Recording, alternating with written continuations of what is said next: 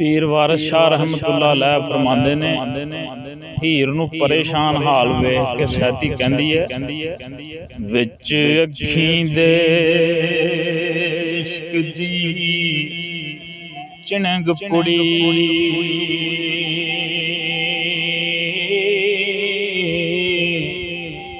महरम राज होए सोई आन कड्डे।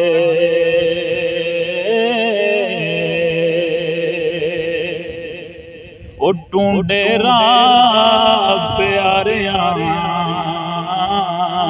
विच उजड़े, जिन्हां माल ते मुल्क ते मैल छड्डे।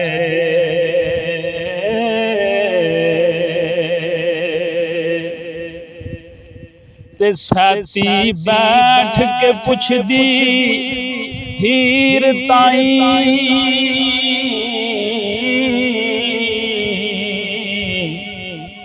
केड़े भाबीए तुदनूं सहर वगे, दिनों दिन तू सुकदी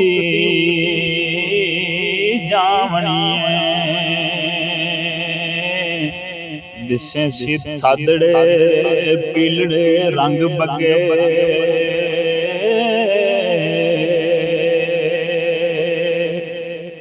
ते वेदन अपने जीव दे दस मैनू,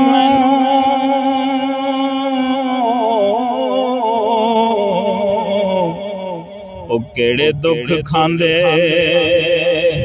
तैनू मूंह अड्डे। जमी होई है सिकड़ी होंटां तेरियां ते, ए लहू फुटदा ते कंड जान फड्डे।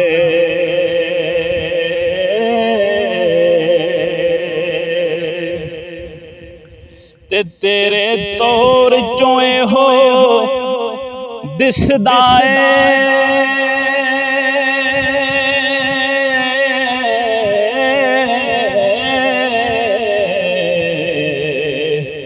छोटी उम्र ते दुखड़े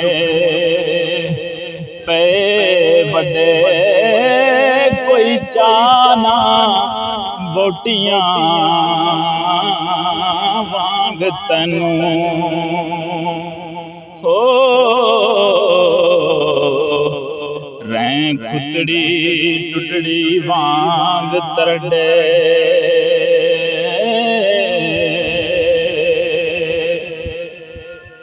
ते कामण किसे दे पे ने जोर तैनू,